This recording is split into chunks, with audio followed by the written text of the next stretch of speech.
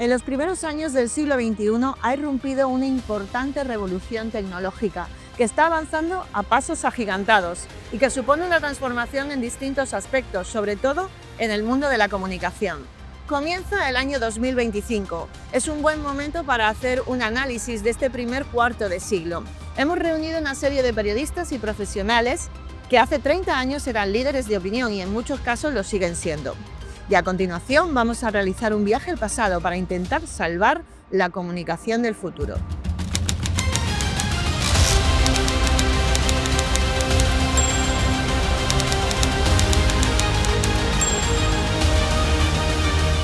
Antes había también muchos medios, evidentemente, cada uno con su editorial, con su forma de publicar, pero claro, seguían las premisas del buen periodista o de lo primero que te dicen, ¿no? Y es la noticia que sea veraz. Y antes era un ir y venir de personas, buenos días compañero, ¿cómo está? Escuchabas a deportes, escuchabas informativos. Estaban hechos muy compartimentos estancos, pero luego se ha ido todo fusionando y cambiando, y con la llegada de internet mucho más, porque hoy en día un periodista tiene que saber escribir un texto, hacer un vídeo, hacer un podcast.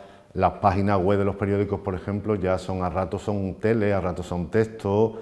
Las radios tienen su página web en la que hay que escribir como se escribe en un periódico, es decir, todo se ha fusionado mucho. La imprenta hemos estado seis siglos y sin embargo la revolución tecnológica ha cambiado todo en apenas 30 años. El fenómeno de la comunicación, que es que alguien le cuente algo que le interesa, le acompaña, le emociona a otro o a otra, sigue siendo exactamente el mismo fenómeno. La comunicación va a seguir existiendo y la necesidad de información también. Ahora tenemos que enseñar y volver a aprender en este nuevo contexto tecnológico cómo buscamos esa información veraz, cómo buscamos a esos comunicadores de calidad. Ha habido pues un retroceso en lo que se refiere a la calidad del trabajo y a la calidad, digamos, del empleo. Yo no reconozco la profesión, la verdad. Ni me reconozco yo ni la reconozco, ¿no? Porque, sobre todo para mi gusto, lo que es peor, lo que ha cambiado para peor, es que está despersonalizada, ¿no? El comunicador o la comunicadora era fundamental en un programa, no el periodista, que puede ser redactor, redactora, un lenguaje informativo, la objetividad, no. La comunicación, lo que es contar cosas y que a la gente le interese lo que tú cuentas, eso ha desaparecido, casi por completo, ¿no?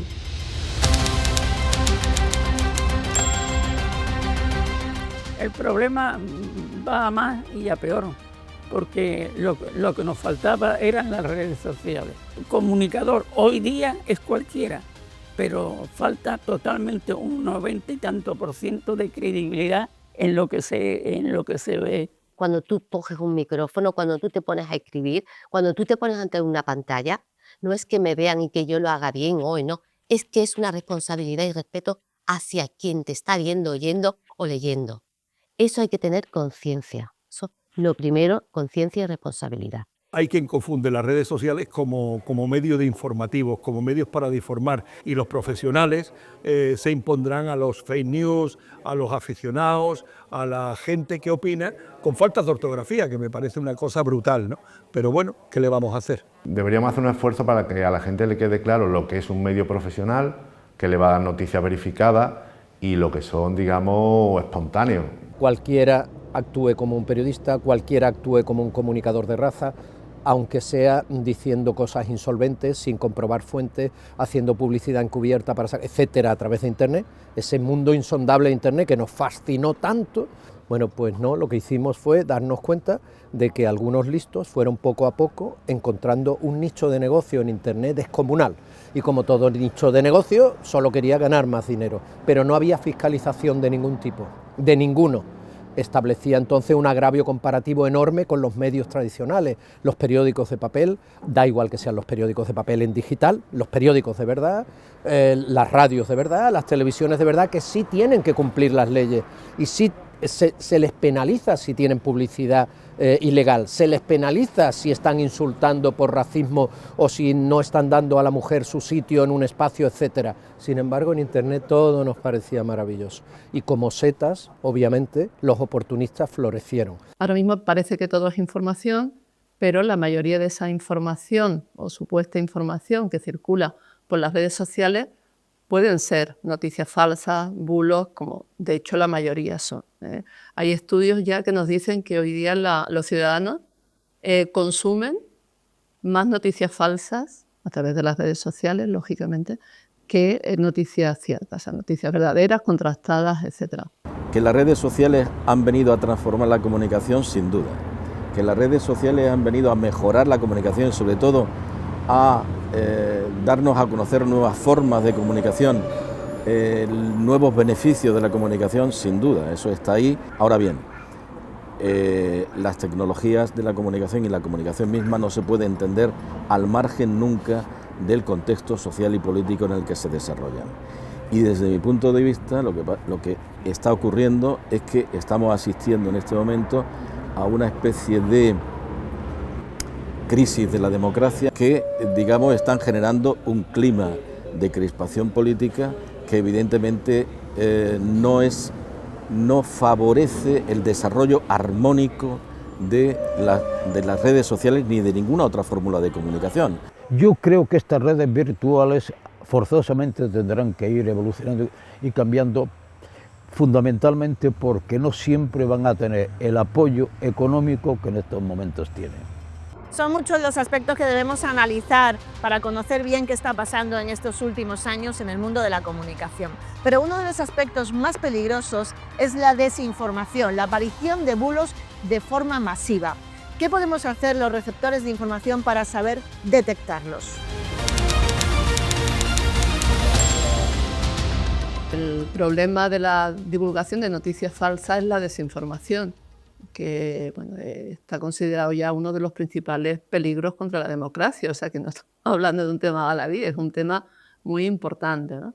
De hecho, pues se está regulando ya a nivel europeo, intentando frenar ese fenómeno. La profesionalidad es lo único que nos puede salvar de este desbarajuste que tanto daño está haciendo, cuidado, y que es la consecuencia directa de los populismos. Y los populismos ahora mismo son los que tienen a medio mundo en guerra, no lo olvidemos. Huye de las noticias falsas, que se notan rápidamente, porque gracias a Dios cada día hay más sociedades y empresas y grupos desmontando los bulos, las mentiras.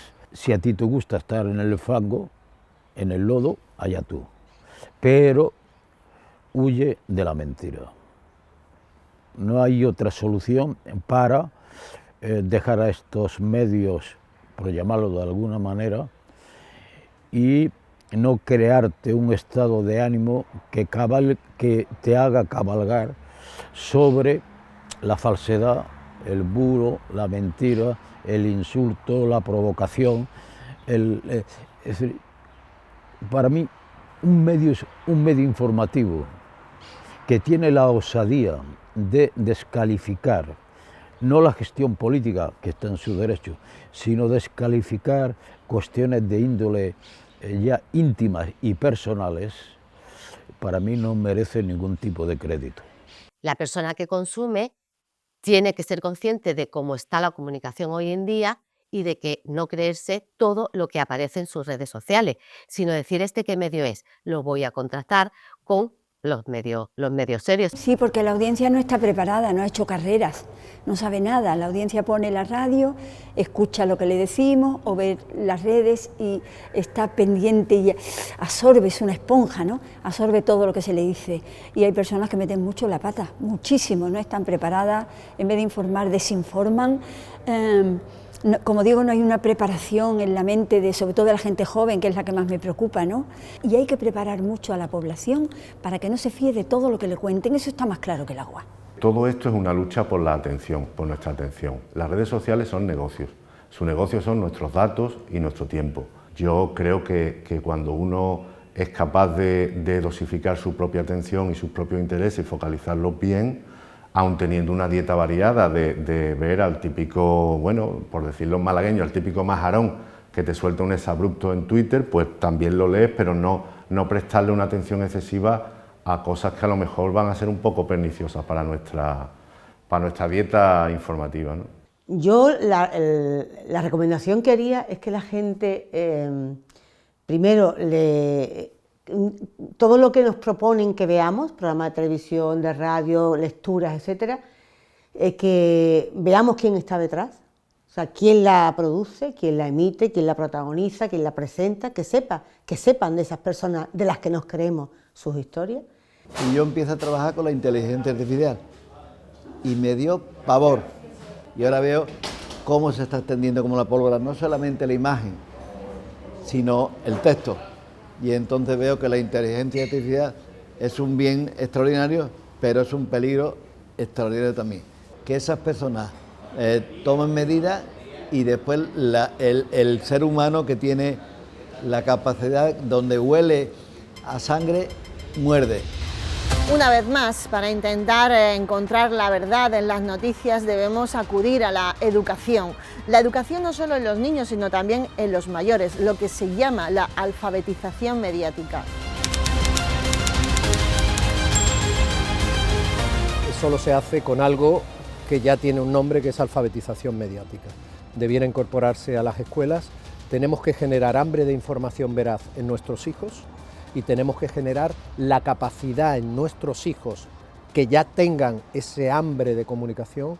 Tenemos que generar la capacidad para discernir cuál puede ser una fuente solvente, qué es en realidad un periódico, qué es en realidad una radio en condiciones, cuál es el valor de un comunicador que está trabajando desde su trayectoria para ser un comunicador de calidad, etc. Eso es alfabetización mediática. Cuando se llama a los chavales de hoy nativos digitales, cometemos quizá un error en la semántica, en el significado de ese término, porque parece que al ser nativos digitales han aprendido desde bebés a enfrentarse a Internet a través de las herramientas de las que disponen, y no es verdad. Saben tocar los botones, pero en absoluto saben a qué abismo se están enfrentando. No saben reaccionar ante un bulo, no saben reaccionar ante una persona que les diga que es su amiguito de 9 años y puede ser una persona nefasta, extraña de 60 que busca otra cosa. No saben cómo tienen que decir sí o no cuando les piden el número de identificación de su padre o de su... No saben que el delito que puedan cometer cuando están con la pantallita, si son menores de 14 años, directamente va a caer en su familia y va a llegar un día un policía a casa. Y si son mayores de 14 años, van a acabar en un correccional hasta los 18. No saben nada de eso.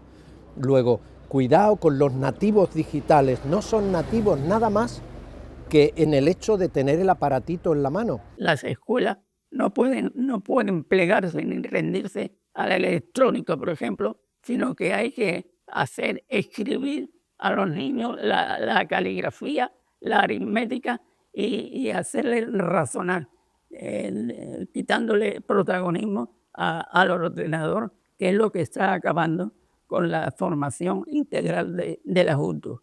Y la única forma de frenarlo es desde los medios de comunicación, si realmente se implican, abandonan la polarización y hacen su función social, y también con la educación, la alfabetización mediática. Esto es fundamental, que los niños desde pequeños aprendan a distinguir qué es una noticia, cómo los periodistas y qué hay que exigirle a un periodista para hacer información, ¿no? Y tengan la capacidad de discernir qué es verdadero y qué es falso, porque bueno, las redes están ahí, es muy difícil ponerle puertas al campo, aunque hay algunos intentos en algunos países, incluso se están suprimiendo algunas redes sociales, que no acatan, digamos, la legislación de esos países. Y bueno, hay que poner un poco de orden. Hay que poner un poco de orden porque el peligro de la desinformación es tremendo. Yo invito a que alguien retome la experiencia de lo que es leerse un periódico en papel tranquilamente 20 minutos, no hace falta estar todo el día, con un café, o escuchar un informativo de radio o una tertulia tranquilamente, o ver un buen documental tranquilo, sin darle al botoncito de acelerar y sin estar mirando el móvil.